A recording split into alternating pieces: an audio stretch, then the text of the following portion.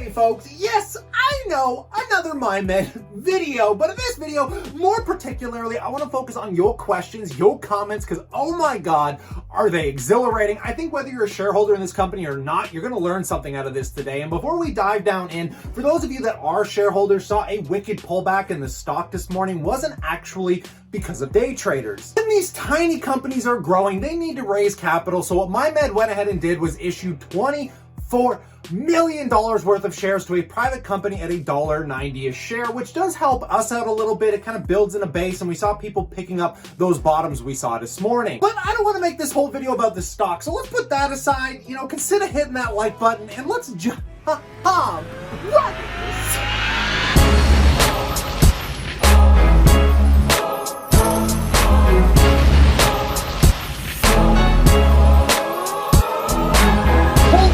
back, passive income investors.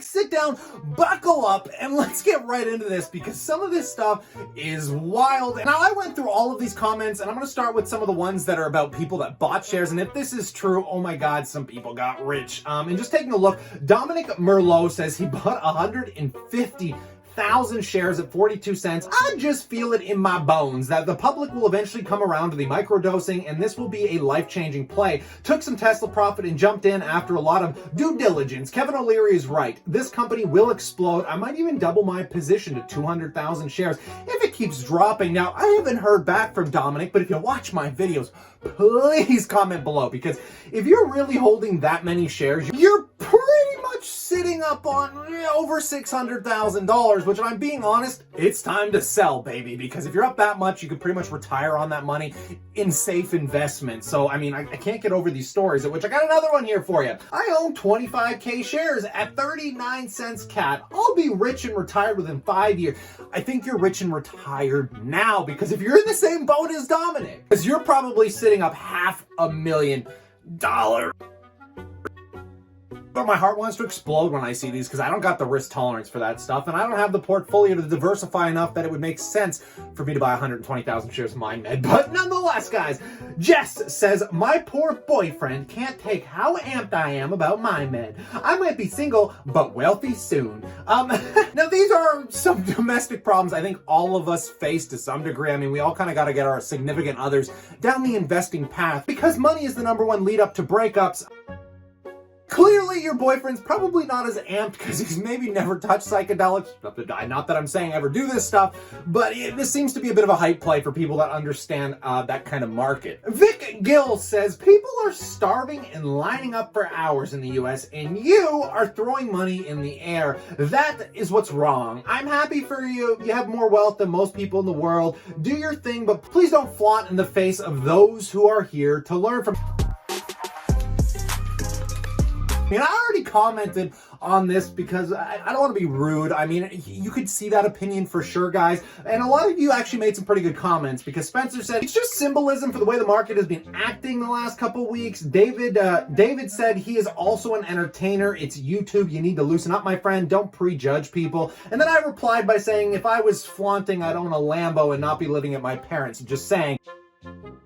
And trust me, guys, if you watch traders on the internet, I literally I should get fake bills, because I am going to end up using this money. I have been using this money. It was money I got from selling my car, but it is purely just symbolism, guys. I try and over-exaggerate when the market feels good, because trust me, I get excited when the market goes down too, but it doesn't make sense to be throwing money around when the markets go down. Brent May says, this video has aged very well. Great job, buddy. 36K long on Mindmed from a day ago. Now, the reason I pulled this comment up, because if we scroll up, this was actually the very first Mindmed video I ever posted on May 10th, 2020. I would agree, this video has aged very well, and it not due to me. This was a stock I didn't think would do anything for years, and it turns out shit happens faster than you could have thought. We're getting there, folks. Just bear with me, because I got such an incredible story for you guys, but I just want to get through a couple more comments first.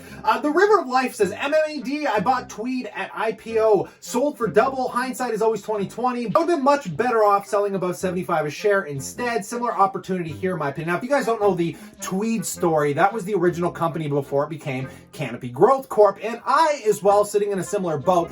I think Tweed was one of the first penny stocks I ever bought. I made a lot of money, and I also sold out way too early. You can try and do what they call a trailing stop loss. So if you think the stock's going to keep rallying, you can actually make a percentage basis that if it drops in a day, it'll just sell out for you. But in the meanwhile, while it runs, you'll keep running with it. But at the same time, we argued about that because on days like today, when you saw Mindmed dip to $1.80 because of the share dilution, that probably wouldn't have actually triggered the auto sell and the trailing stop loss. Now that's more complicated. We could talk about that another day. But moving on, I have to touch base on this story. This was what I was building up to that absolutely blew my mind, and I had to share it, and I'm hoping I'm not offending him by reading this out, but I think we can learn a lot from this comment here, guys. It comes from Russell Sheriff, who says, can I share an embarrassing story? It's been eating me up inside. I bought 37,700 shares of Mindmed in June at 54 cents CAD. I watched and watched as it crept back and forth between 40 cents and 50 cents a share. The weekend we heard about the NASDAQ uplisting, I thought long and hard about what was going to happen. That Monday on the drive to work, I told my partner that I'm going to stop looking at the share price until 2021. Of course, I lied to myself and checked as soon as I got to work. Stock price was in the 60s at this point, and I thought that was the extent of the hype. For the long time being, I told myself, okay, let me cash out the 1,000 something in profit and wait until it creeps back into the 40s and then rebuy. But guess what?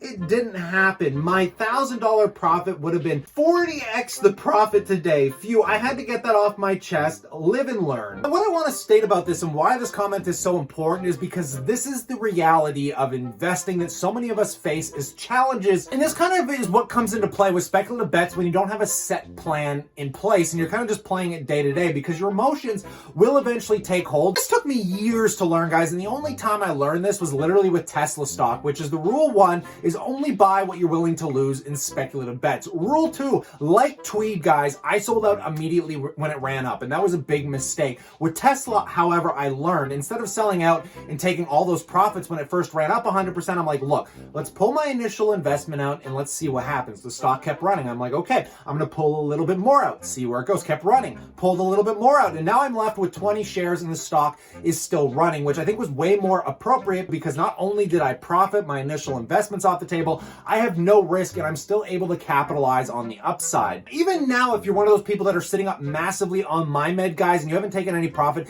that is a substantial risk that you're taking on that could eventually bite you in the butt. Now, I listed in my video yesterday why I haven't taken profits yet, and I do plan on taking them still relatively soon here, guys, and that could hinder my performance, which we'll find out. You just got to tune in and see what happens here. But I'm hoping that Russell Sheriff learned from this lesson. He understands the bets that he's placing. If you're going to go into these positions long, you got to go into it long. You got to kind of set your emotions aside when the stock does something crazy. If you're looking to make a quick return, guys, this is your chance to get out, make some profits, and heck, even hold the rest long. I don't care what you do. I can only tell you what I do, and I hope you learned something from this video. So in the clarity of my transparency, I'd love to know what you guys think in that comment section below as always. And sorry, I really want to reply to all your comments, but there's so bloody many that I figured it'd just be fun to kind of highlight some of the more humorous comments. So stay cool, stay awesome, and I look forward to chatting to you guys tomorrow.